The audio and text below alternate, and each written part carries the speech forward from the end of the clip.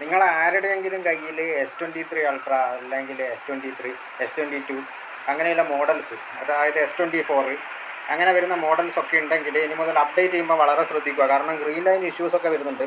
അപ്പോൾ ഫേസ്ബുക്കിലും ഇൻസ്റ്റാഗ്രാമിലും ഒക്കെ ആയിട്ട്, ഫേസ്ബുക്കിലാണ് കൂടുതൽ കാണുന്നത്, ആൻഡ്രോയിഡ് കമ്മ്യൂണിറ്റി ഗ്രൂപ്പിൽ കൂടുതലായിട്ട് കാണുന്നത് ഈ ഗ്രീൻ ലൈൻ ഇഷ്യൂ വന്നിട്ട് അതിൻ്റെ കമൻറ്റിലും കാര്യങ്ങൾക്കൊക്കെ അത് പിന്നെ വേണിച്ച ആൾക്കാരാണ് അതിന് കമൻറ്റ് ചെയ്യുക, അത് നിങ്ങൾക്കറിയാമല്ലോ. അപ്പോൾ വേണിച്ച ആൾക്കാർ കമൻറ്റ് ചെയ്യുന്നതെന്ന് പറഞ്ഞാൽ ഗ്രീൻ ലൈൻ ഇഷ്യൂസ് വന്നിട്ടും കൂടി വാറണ്ടി ഉണ്ടായിട്ട് വരെ പൈസ വാങ്ങിക്കുന്നുണ്ട് എന്നുള്ളതാണ്.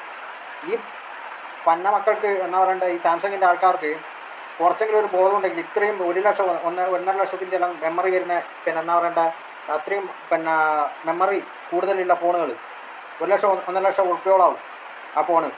S23, S24 അൾട്രയും കാര്യങ്ങളൊക്കെ സൂമിങ് ഫോണായതുകൊണ്ട്. അപ്പോൾ സംഭവം എന്ന് വെച്ചാൽ മെമ്മറി വേസ്റ്റിൽ നല്ല പൈസ കൊടുത്തിട്ട് വാങ്ങുന്നവരാ മൊത്തത്തിൽ ഒരുമാതിരി ഊമ്പിക്കുന്ന ഒരു പരിപാടിയാണ് ഇവർ ചെയ്യുന്നത്. ഈ സോഫ്റ്റ്വെയർ പിന്നെ അപ്ഡേറ്റ് ചെയ്തതിന് ശേഷം ഫോൺ മൊത്തത്തിൽ പിന്നെ എന്താ പറയണ്ട ഗ്രീൻ ലൈൻ വന്നിട്ട് അത് മാറ്റാൻ എക്സ്ട്രാ പൈസ കൊടുക്കേണ്ട ഒരു പരിപാടി. ഇത് എവിടുത്തെ പരിപാടിയാണ്? ഇപ്പം അന്നപ്പോലത്തെ വരൽ എടുത്തിട്ടുണ്ടെങ്കിൽ നമ്മളൊക്കെ എന്ന് പറഞ്ഞാൽ എവിടെ ചെന്നിട്ട് ഇതിൻ്റെ പിന്നെ മാറ്റുക 10-20,000 ഉറുപ്പിയൊക്കെയാണ് പോലും ഇതിൻ്റെ ഡിസ്പ്ലേക്കും കാര്യങ്ങൾക്കൊക്കെ എല്ലാം പറയുന്നതെന്നല്ല കേൾക്കുന്നത്. അപ്പോൾ സംഭവം എത്രമാത്രം സത്യമാണ് കാര്യങ്ങളൊന്നും അറിയില്ല. എന്നാലും പിന്നെ ഇത് കണ്ടേറുള്ള വിഷമം എന്ന് പറഞ്ഞാൽ സാംസങ് S23 അല്ല, ഇനി മുതൽ S23 അല്ല S24 കാര്യങ്ങൾ അങ്ങനത്തെ ഫോണുകളിലേക്കൊക്കെ ആൾക്കാർ മാറുന്നുണ്ട്. അപ്പോൾ സംഭവം എന്ന് വെച്ചാൽ അത്യാവശ്യം ഫ്ലാഗ്ഷിപ്പ് മോഡൽ ആയതുകൊണ്ട് തന്നെ നല്ല പിന്നെ എനിക്ക് കണ്ടിട്ട് വലിയ കുഴപ്പമൊന്നും തോന്നിയിട്ടില്ല. ഞാനും എടുക്കണം എന്നുള്ള പ്ലാനിങ് ചെയ്യും. പക്ഷേ ഇപ്പോൾ ഇതൊക്കെ കാണുമ്പോൾ മൊത്തത്തിൽ ഒരു മണ്ടന്മാരാക്കുന്ന ഒരു പരിപാടിയാണ് ഇവർ ചെയ്യുന്നത്, സാംസങ് ചെയ്യുന്നത്.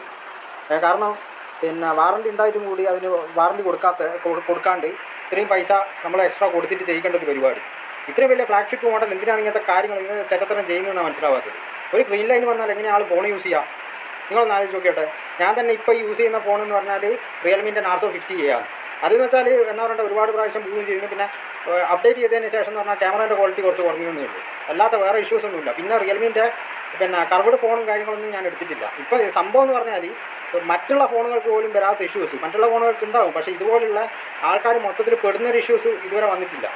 മുന്നേ ഈ സാംസങ്ങിൻ്റെ ഫോണുകൾ എടുക്കുമ്പോൾ ഉള്ളൊരു പ്രശ്നമാണ് ലാഗ് പ്രോബ്ലം. ഹാങ്ങും അതേപോലെ ലാഗ് അടിപ്പിക്കുന്ന ഒരുമാതിരി വൃത്തികെട്ട പരിപാടി ഇവർക്കുണ്ട്. അതിനുശേഷമാണ് ഈ ഗ്രീൻ ലൈൻ കൊണ്ടുവരുന്നത്. അപ്പോൾ എല്ലാവരും എടുക്കുമ്പോൾ വളരെയധികം ശ്രദ്ധിക്കണം.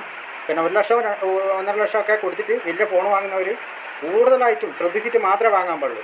അവർ ആ ഇഷ്യൂ പരിഹരിച്ചതിന് ശേഷം വാങ്ങുന്നതായിരിക്കും നല്ലത്. അറിയാതെ നിങ്ങൾ അപ്ഡേറ്റ് ചെയ്ത് പോയാൽ പെട്ട്. അപ്ഡേറ്റ് ഇല്ലെങ്കിൽ കുഴപ്പമൊന്നുമില്ല, പക്ഷേ എന്തായാലും അപ്ഡേറ്റ് വേണ്ടി വരും. സെക്യൂരിറ്റി പാച്ച് അതൊക്കെ ഒന്ന് ലെവലാവണ്ടിക്ക് അപ്ഡേറ്റ് ചെയ്ത് തന്നെ കൊണ്ടുപോകണം. പക്ഷേ ഇതങ്ങനെ ചെയ്യാൻ പറ്റാത്തൊരവസ്ഥയാണ് സാംസങ്ങിന് S സീരീസിൻ്റെത്.